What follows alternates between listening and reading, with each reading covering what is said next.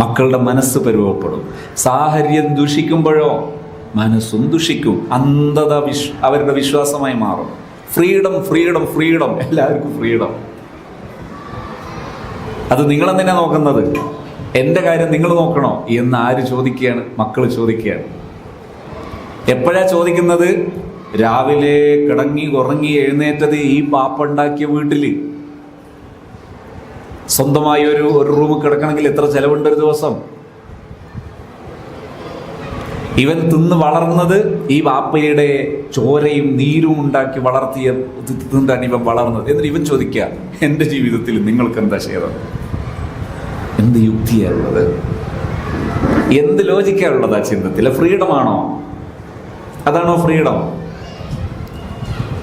ഇങ്ങനെ അന്ധതയിലേക്ക് മക്കൾ ചെന്നു പോകാതിരിക്കണമെങ്കിൽ മാന്യമായി കൂടി ജീവിക്കണം, ആഘോഷിച്ച് ജീവിക്കണം.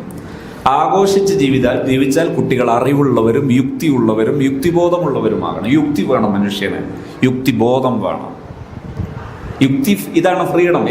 യഥാർത്ഥത്തിൽ ഫ്രീഡം എന്താ? എന്നെ ഞാനാക്കിയവരെ ഉൾക്കൊള്ളുന്നതാണ് ഒരു മനുഷ്യന്റെ യഥാർത്ഥ സ്വസ്ഥത. അതില്ലെങ്കിൽ സ്വസ്ഥത ഉണ്ടാവില്ല. സ്വസ്ഥതയില്ലെങ്കിൽ ആത്മവിശ്വാസം, കോൺഫിഡൻസ്, ആട്ടം പടലം പൊട്ടിത്തകരും. അങ്ങനെയാവുമ്പോൾ ജീവിതം നശിച്ചു പോകും. പെട്ടെന്ന് ആത്മഹത്യ ചെയ്യുന്നവരായി സമൂഹം വളരും. എപ്പോ? ഈമാനും മാതാപിതാക്കൾ എന്ന ബന്ധവും ഇല്ലാതായാൽ, ഈമാനില്ലാതായാൽ, മാതാപിതാക്കൾ കുടുംബ ബന്ധം ഇല്ലാതായാൽ ആത്മഹത്യാ പ്രവണത കൊടികുത്തി വായും, കത്തിക്കയറും. സമൂഹം നശിക്കും. സമൂഹത്തിന് നിലനിൽക്കാനുള്ള വഴികളിൽപ്പെട്ടതാണ് നല്ല ബന്ധങ്ങൾ. ഫ്രീഡം, ശരിക്കും ഫ്രീഡം എന്താണ്? എന്നെ ഉൾക്കൊണ്ട് ജീവിക്കുന്നതാണ് ഫ്രീഡം. അതെപ്പോഴാ? ഈ മൂല്യങ്ങൾ ഉൾക്കൊള്ളുമ്പോഴാണ് അവനവനെ ഉൾക്കൊള്ളുന്നവനാകുന്നത്. അതുകൊണ്ട് തന്നെ നമ്മളത് മനസ്സിലാക്കണം. എൻ്റെ ഈ സദസ്സിൽ ഒരുപക്ഷെ ഞാൻ പരാമർശിക്കുമെന്ന് പ്രതീക്ഷിക്കുന്ന മറ്റൊരു വിഷയമായിരിക്കാം മൊബൈൽ അഡിക്ഷൻ. പലപ്പോഴും രക്ഷിതാക്കൾ മക്കളുടെ വിഷയത്തിൽ കഷ്ടപ്പെടുന്നത് മൊബൈൽ അഡിക്ഷൻ്റെ വിഷയത്തിലാണ്. പക്ഷേ നിങ്ങൾ ഇങ്ങനെ ചൂണ്ടാതിരുന്നാൽ മതി, ഈ വിരലൊക്കെ നിങ്ങൾക്കെതിരെയാണെന്ന് മനസ്സിലാക്കിയാണ്. ഒരു കുട്ടിക്കും നിങ്ങൾ മാതാപിതാക്കളുടെ കാരണം കൊണ്ടല്ലാതെ കുട്ടികൾക്ക് മൊബൈൽ അഡിക്ഷൻ ഉണ്ടായത് നിങ്ങൾക്ക് കാണിക്കാൻ കഴിയില്ല. അതാദ്യം മനസ്സിലാക്കിയ പരിഹാരവും മനസ്സിലായി. എന്താ ചെയ്യേണ്ടത്? ചെറിയ മക്കൾക്ക് നിങ്ങൾ ഫോൺ കൊടുക്കരുത്. അല്ല ഉസ്താദേ, അവൻ കരയും. കരഞ്ഞാൽ എന്താ കുഴപ്പം? നിങ്ങൾ കരയാതിരുന്നാൽ മതി, നിങ്ങൾ ഇമോഷണൽ ആകാതിരുന്നാൽ മതി. മക്കൾക്ക് മൊബൈൽ കൊടുക്കരുത്. പകരം എന്ത് ചെയ്യണം? പ്രായോജിതമായ, ഏജ് അപ്രോപ്രിയേറ്റഡ് ആയ ടോയ്സ്, പ്രായോജിതമായ കളി ഉപകരണങ്ങൾ അവർക്ക് നൽകണം. അത് ഗൗരവത്തിലും എടുക്കണം. മക്കൾക്ക് കുഞ്ഞുനാൾ മുതൽ നല്ല നല്ല പഠനോപകരണങ്ങൾ സെറ്റ് ചെയ്ത് കൊടുക്കണം. ഷേപ്പ് മനസ്സിലാക്കാൻ ഉപകാരപ്പെടുന്ന പഠനോപകരണങ്ങൾ കിട്ടും. റൗണ്ട്, ചതുരം, ഹൈറ്റ്, വലുപ്പങ്ങൾ, വലുപ്പ വ്യത്യാസം, വലുത് ചെറുത്, ഇതൊക്കെ മനസ്സിലാക്കാൻ പറ്റുന്ന ധാരാളം ടോയ്സുകൾ കാണാം. വലിയ ചിലവൊന്നും ഉണ്ടാവില്ല. അത് പൈസ കൊടുത്ത് വാങ്ങണമെന്ന് നിർബന്ധവുമില്ല. ആശയം മനസ്സിലായിട്ട് നടപ്പിലാക്കുന്ന, നല്ല ഉണ്ടാക്കാൻ ക്രാഫ്റ്റൊക്കെ അറിയുന്നവരുണ്ട്, ഉണ്ടാക്കി കൊടുത്താൽ മതി. പക്ഷെ സീരിയസ് ആയിട്ട് ചെയ്യണം. മക്കൾക്ക് നിരന്തരം ഫിസിക്കൽ മൂവ്മെന്റ്, ചലനമുള്ള ജീവിതം സെറ്റ് ചെയ്യണം. മക്കൾ മണ്ണും വെള്ളവും മണലും തട്ടി ജീവിക്കണം. മണ്ണിലിറങ്ങിയാൽ ചീത്തയാകും. മണ്ണ് ചീത്തയല്ല. മണ്ണ് മനുഷ്യന് പെരങ്ങാനുള്ളതാണ്. മനുഷ്യനുമായിട്ട് അത് ചേരാനുള്ളതാണ്. മണ്ണ് തൊടാൻ പാടില്ല, ഡ്രസ്സ് ഈങ്ങാൻ പാടില്ല. ആര് പറഞ്ഞത്? പിന്നെ നിന്നെ അലക്കുന്നത്? മണ്ണിൽ കളിക്കണം. വെള്ളത്തിൽ മനുഷ്യൻ ഇടപഴകണം. ചെറിയ നാളിലെ മക്കൾക്ക് അവസരങ്ങൾ നൽകണം. പക്ഷെ ശ്രദ്ധിക്കാതിരിക്കരുത്. ശ്രദ്ധ വേണം, അത്രയേ ഉള്ളൂ. അതായത് എല്ലാ അഴുക്കുള്ള മണ്ണിൽ തന്നെ കളിപ്പിക്കരുത്. അഴുക്കുള്ള മണ്ണേ ഉള്ളൂ എങ്കിൽ അഴുക്കില്ലാത്ത മണ്ണ് സെറ്റ് ചെയ്യണം. മണ്ണ് വേണം, വെള്ളം വേണം, മണൽ വേണം. ഇപ്പൊ ഇതൊക്കെ സ്കൂളിലായി.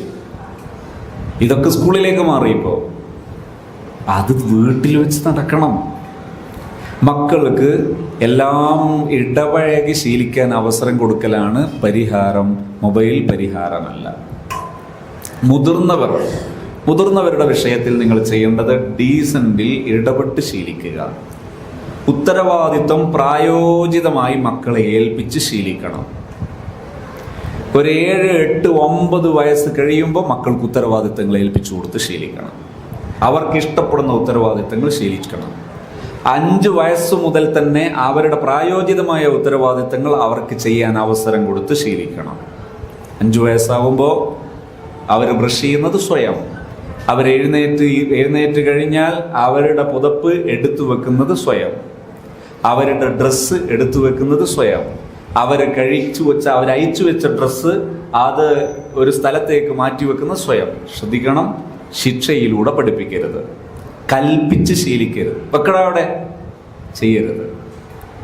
ഒരു മകൻ ഡ്രസ്സ് സ്കൂൾ വിട്ട് വന്നപ്പോൾ, മദ്രസ വിട്ട് വന്നപ്പോൾ ഡ്രസ്സ് അയച്ചു, ഡൈനിങ് ഹാളിന്റെ മൂലയിലേക്ക് ഒരു ഏറ് വെച്ചു കൊടുത്തു. ചീത്ത വിളിക്കരുത്, അസഭ്യം പറയരുത്. നിങ്ങൾ എന്ത് ചെയ്യണം? മകനെ വാ, അതെടുക്കുന്നു, നിങ്ങൾ എടുത്തിട്ട് അത് സാധാരണ അയച്ചു വെക്കുന്ന ഡ്രസ്സ് ഇടാൻ നല്ലൊരു സ്പേസ് വേണം.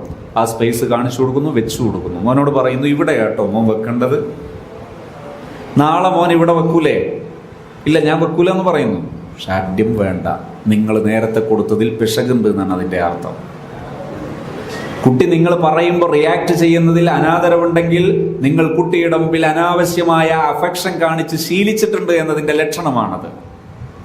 കുഞ്ഞുനാളിലെ മക്കളോട് അരുതായ്മകളുടെ മുമ്പിൽ അരുത് എന്ന് ഇമോഷണൽ ആകാതെ പറഞ്ഞ് ശീലമുണ്ടെങ്കിൽ കുട്ടികൾക്കും കൃത്യമായി അനുസരിക്കും. പറഞ്ഞ് എതിര് പറയുന്നുണ്ടെങ്കിൽ നിങ്ങളെടുത്ത് നേരത്തെ പേച്ചിട്ടുണ്ട് എന്നതിൻ്റെ സിംറ്റമാണ്, അലാമത്താണ്, ലക്ഷണമാണത്. ആ കുട്ടിയോട് പിറ്റേ ദിവസവും പറയണം. പിറ്റേ ദിവസവും നിങ്ങൾ ഇമോഷണൽ ആകാതെ ചെയ്താൽ 3 ദിവസം ചെയ്യുമ്പോഴേക്ക് കുട്ടി ചെയ്യും. ഇത് നമ്മളെന്താ ചെയ്യുക? കുറേ പറയും, പറഞ്ഞു തന്നെ ഒരു 10-15 തവണയൊക്കെ പറയും. കുട്ടിക്ക് ആകെ എന്ത് ചെയ്യും? എല്ലാം കൂടെ അങ്ങനെ ഹാലളവും കുട്ടിക്ക്. ഇങ്ങനെ റിപ്പീറ്റഡ് ആയിട്ട് പറയരുത്. ഒരു തവണ പറയുക, കൂടെ ചെയ്തു കൊടുക്കുക, പെട്ടെന്ന് റിസൾട്ട് ഉണ്ടാകും. ഒരു ദിവസം ഒരു ഉമ്മ, കുട്ടി സ്കൂൾ വിട്ട് വന്നു. കുട്ടി ആ നല്ല പുകച്ചിലുള്ള സമയം ഓടി വന്ന് ഡൈനിങ് ഹാളിൽ കയറി. ഉമ്മ അസ്രസ്കരിച്ചുകൊണ്ടിരിക്കുകയാണ്. അപ്പോൾ തോളുള്ള ബാഗ് ഊരിയിട്ട് ഡൈനിങ് ഹാളിലെ ടേബിളിലേക്ക് ഒരു വെച്ചു കൊടുത്തു. ബാഗ് വീണിടും എന്നുള്ള ശബ്ദവും ഇങ്ങനെ ഊരിപ്പോയിട്ട് താഴെ വീണിട്ടോ എന്നുള്ള ശബ്ദവും ഒന്നിച്ച്. അത് കഴിഞ്ഞു. കുട്ടി ഓടി അടുത്ത ബെഡ്റൂമിൽ ബെഡിൽ ചാടി കയറി 4 തുള്ളലൊക്കെ തുള്ളിയിട്ട് ഷർട്ട് അയച്ചിട്ട് ഒരു ഏറ് വെച്ച് കൊടുത്തു. എങ്ങോട്ടെറിഞ്ഞു? ഇടതു ഭാഗത്ത് മൂലയിലേക്ക് എറിഞ്ഞു. ഒന്നുകൂടി കിടന്നപ്പോൾ പാൻറ് ചവിട്ടി ഊരി അത് അടുത്ത മൂലയിലേക്ക് എറിഞ്ഞു. പിന്നെ 4 തുള്ളൽ തുള്ളിയപ്പോൾ ഒരു തലയണ അപ്പുറവും മറ്റേ തലയണ ഇപ്പുറവും. പിന്നെയും 4 പുടച്ചപ്പം എന്ത് ചെയ്തു എന്നറിയോ? ബെഡിലെ വിരിച്ച ബെഡൊക്കെ താഴെ. ഈ ഉമ്മ ഭക്ഷണമൊക്കെ കഴിച്ച് മൊത്തം അടിച്ചു വാരി തുടച്ച് വൃത്തിയാക്കി എല്ലാം മുട്ടി വിരിച്ചതിൻ്റെ വേർപ്പ അറിയിട്ടില്ല. അസുർ നിസ്കരിച്ച് വന്നു നോക്കുമ്പോൾ കാണുന്നത് ഈ മട്ടില്. ഉമ്മ കരയോ വേണ്ടത് ചിരിക്കോ വേണ്ടത് മനസ്സിലാകുന്നില്ല. ഉമ്മ കുട്ടിക്ക് 4 പടച്ചു. പിറ്റേ ദിവസം എന്താ ചെയ്യാന്നറിയോ? കുട്ടി അതിൻ്റെ 3 ഇരട്ടി ചെയ്യും. അടിച്ചത് കൊണ്ട് മാറൂല, ഉഷാറിൽ 2ാമത്തെ ദിവസവും ചെയ്യും. എന്താ ചെയ്യേണ്ടത്? സത്യത്തിൽ എന്താ സംഭവിച്ചു? കുട്ടി എന്തെങ്കിലും തെറ്റ് ചെയ്തോ? ഈ ബാഗും പറഞ്ഞ് രാവിലെ 8 മണിക്ക് 7 മണിക്ക് ഇറങ്ങിയതാ ഇവൻ. ഈ പേടകത്ത് കയറി പോയതാ. ഇതിന്റെ ചൂടും പുകച്ചിലും ഒക്കെ അനുഭവിച്ച് ഇതൊന്ന് എറിയണമെന്ന് അവൻ കരുതിയിട്ടുള്ളൂ. അവൻ അറിയില്ല ഇതെങ്ങനെ വെക്കണം. നിങ്ങൾ എപ്പോഴെങ്കിലും ഒന്ന് പറഞ്ഞിട്ടുണ്ടോ? നോ. നിങ്ങൾ പരിശീലിപ്പിച്ചിട്ടുണ്ടോ? നോ. ആ കുട്ടി അവന്റെ സ്വാഭാവികമായ പെരുമാറ്റം കാണിച്ചു. ബാഗ് അവിടെ ഇട്ടു, അത് എറിയരുതെന്ന് അവൻ അറിയില്ല. അവന്റെ ബോധ്യത്തിൽ അങ്ങനൊന്നുമില്ല. ഷർട്ട് അത് അഴിക്കണം, അഴിച്ചാൽ അതൊന്ന് ദൂരെയൊക്കെ കളഞ്ഞു. ഇവിടെ തല്ലിയാൽ അത് കൂടും. എന്ത് ചെയ്യണം? ഈ ഉമ്മ ഒരു നിമിഷം ആലോചിക്കണം. എനിക്ക് വലുത് ഈ മുട്ടി വിരിക്കലാണോ എൻ്റെ കുഞ്ഞാണോ? ഇത് എല്ലാം കൂടെ രണ്ടാമത് മാറ്റി ചെയ്യണമെങ്കിൽ 5-7 മിനിറ്റിനുള്ളിൽ എല്ലാം ചെയ്യാം. എല്ലാം രണ്ടാമത് ചെയ്യാൻ ഒരു 5-7 മിനിറ്റിൻ്റെ താഴെ ആവശ്യമുള്ളൂ. ബെഡൊക്കെ ഒന്ന് മുട്ടി വിരിച്ച് തലയണയൊക്കെ എടുത്തു വെച്ച് ആ ഡ്രസ്സൊക്കെ ഒരു ഇതിൽ വെക്കാൻ മൊത്തം 5 മിനിറ്റിൻ്റെ താഴെ അത്രയും സമയം വേണം. പക്ഷേ നിങ്ങളെ മൈൻഡ് സമ്മതിക്കുന്നില്ല. എന്താ വേണ്ടത്? ഇമോഷണൽ ആകാതെ നിങ്ങൾ എന്ത് ചെയ്തു? ഷർട്ടൊക്കെ എടുത്തു വെച്ചു. മോനോട്, മോനെ എന്തൊക്കെയുണ്ട് വിശേഷം, ഇന്ന് റാഹത്തായിരുന്നോ? അതിന് ഇത് തലയെ കിടക്കരുത്. ആദ്യം ഈ പെരുപ്പം മാറണം, മോനെ കാണാൻ പറ്റണം. നിങ്ങളെ മകൻ നിങ്ങളെ വീട്ടിലേക്ക് വരുന്ന സമയം സസന്തോഷം അവനെ സ്വീകരിക്കണം. വിചാരണകളല്ല. പ്ലേറ്റ് കഴുകിയിട്ടുണ്ടോ? രാവിലെ കൊണ്ടുപോയത് ഫുള്ള് കഴിച്ചിട്ടുണ്ടോ? ഇങ്ങനെ ശകാര വർഷങ്ങളെ ഇങ്ങനെ കൊണ്ട് വർഷിച്ചിട്ടല്ല മക്കളെ സ്വീകരിക്കേണ്ടത്. പിന്നെ നിലവാരത്തിൽ മകനെ സ്വീകരിക്കും. മോനെ ഇന്ന് ഹാപ്പി ആയിരുന്നോ? എന്തൊക്കെ എൻ്റെ മോന് ഒന്ന് അണച്ചുകൂട്ടി. ഇതൊക്കെ എടുത്തു വെക്കുമ്പോൾ മോനോട് പറയാം, മോനെ നാളെ ഇങ്ങനെയല്ല കേട്ടോ ചെയ്യേണ്ടത്, നാളെ ഇങ്ങനെ ചെയ്യണം എന്ന് പറഞ്ഞ് കാണിച്ചു കൊടുക്കുക. 3 തവണ തികച്ചും ചെയ്യേണ്ടി വരില്ല, മക്കൾ മാറും. അവനെ കൂട്ടിക്കൊണ്ടുപോയി ഭക്ഷണം വേണമെങ്കിൽ ഭക്ഷണം കൊടുത്ത്, വെള്ളം വേണ്ടതെങ്കിൽ വെള്ളം. അങ്ങനെയല്ല, ഉമ്മാക്ക് വിശക്കുന്നുണ്ട് എന്നാൽ മോൻ കഴിക്കണം. അങ്ങനെ നമ്മളെ നിലവാരം. നമ്മളെ വിശപ്പിനാണ് അവർ ഭക്ഷണം കഴിക്കേണ്ടത്. അങ്ങനെയല്ല, മകൻ അപ്പോൾ വെള്ളമാണോ വേണ്ടത് വെള്ളം, ഭക്ഷണമാണോ വേണ്ടത് ഭക്ഷണം കൊടുക്കണം. വേണ്ടേ? നിർബന്ധിക്കണ്ട. പലർക്കും മക്കളുടെ ഭക്ഷണം കഴിക്കുന്നത് അലങ്കോലപ്പെടുന്നത് എന്തുകൊണ്ടാ? നിർബന്ധിച്ച് കഴിപ്പിക്കുന്നുണ്ടാ. കഴിപ്പിക്കുകയേ ചെയ്യരുത്. ഇപ്പൊ വേണ്ടേ? വേണ്ട, വേണ്ടപ്പോ കൊടുത്താൽ മതി. അത് ശീലമാക്കണം. അപ്പോൾ മോനോടെല്ലാം കൊടുത്ത് അതിനുശേഷം അവനെ കൂട്ടിയിരുത്തി മോനോട് പറയണം, മോനെ ഞാൻ ഒരുപാട് സമയം എടുത്തിട്ട് അതൊക്കെ ചെയ്തത് കേട്ടോ. മോനെ ഇങ്ങനെ ചെയ്തപ്പോൾ എനിക്ക് വിഷമമായിരുന്നു, പക്ഷെ എൻ്റെ മോനായതുകൊണ്ട് ഞാൻ ക്ഷമിച്ചതാണ്. നാളെ എൻ്റെ മോൻ ഇങ്ങനെ ചെയ്യണേ.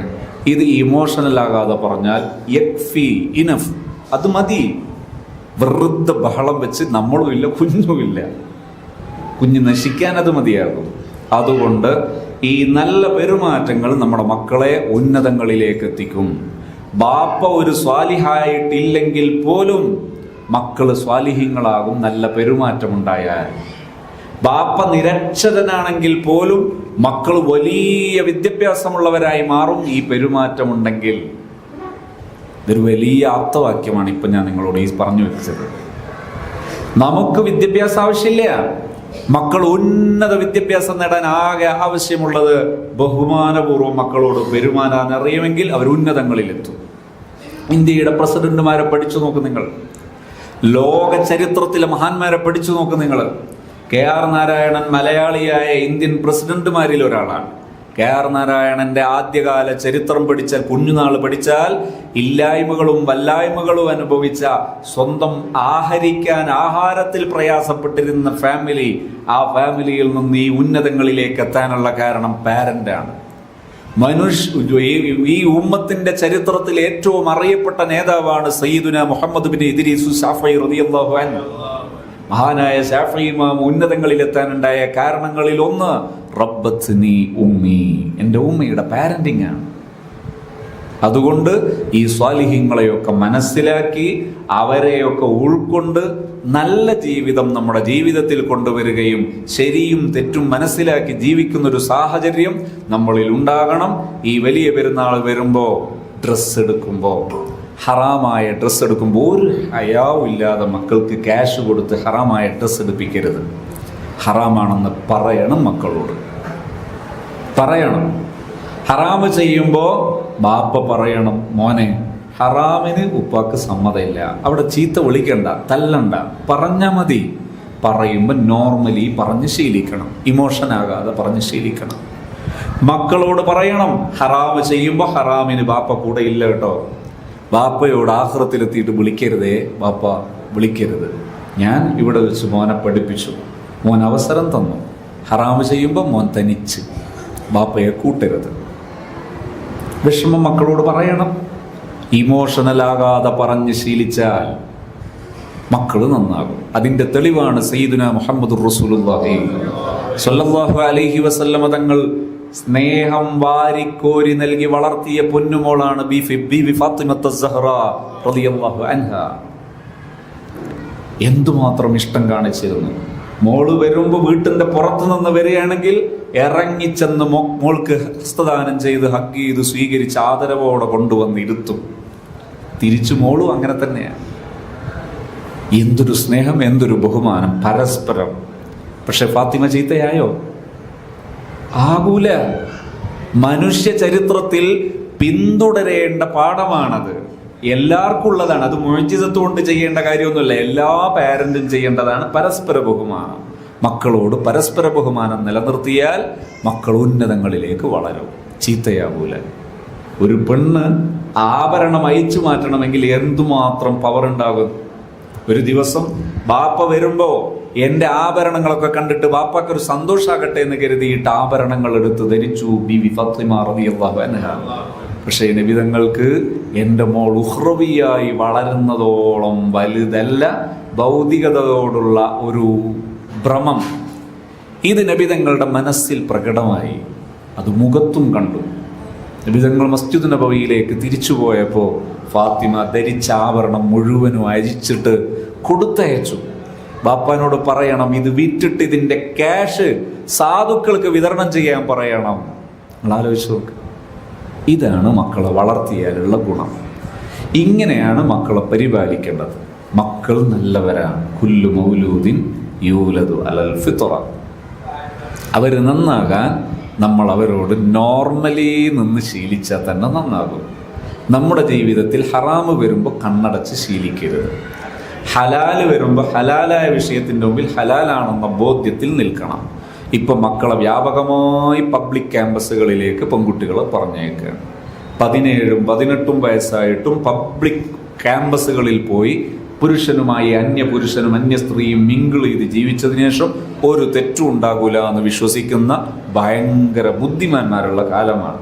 ഞാൻ പറയുന്നു, ചിന്ത നന്നായിട്ട് പ്രവർത്തിക്കണം. ശരിയും തെറ്റും മനസ്സിലാകാത്തവരല്ല നമ്മൾ കണ്ണടച്ചും ന്യായീകരിച്ചും ശീലിച്ചാൽ ഇപ്പൊ കണ്ണടച്ചത് കൊണ്ട് രാത്രിയാകൂല, ഇത് രാവിലെ 9 മണിയാണ്. നമ്മളെല്ലാവരും കൂടെ അങ്ങ് കണ്ണടച്ചത് കൊണ്ടൊന്നും ഇത് രാത്രിയാകൂല. അതുകൊണ്ട് പബ്ലിക്കിൽ ഇത്തരം ഹറാമുകൾക്ക് സാഹചര്യം ഒരുക്കിയതിന് ശേഷം ഒന്നും സംഭവിക്കൂല എന്ന് ചിന്തിക്കുന്നത് മിനിമം ഭാഷയിൽ പറഞ്ഞാൽ മണ്ടത്തരമാണ്. അതുകൊണ്ട് അത്തരം മണ്ടത്തരങ്ങൾ നമ്മൾ ചെയ്യരുത്. അള്ളാഹു നമുക്ക് നല്ലത് ചെയ്യാനും നല്ലവരെ പിന്തുടരാനും തൗഫീഖ് നൽകുമാറാകട്ടെ.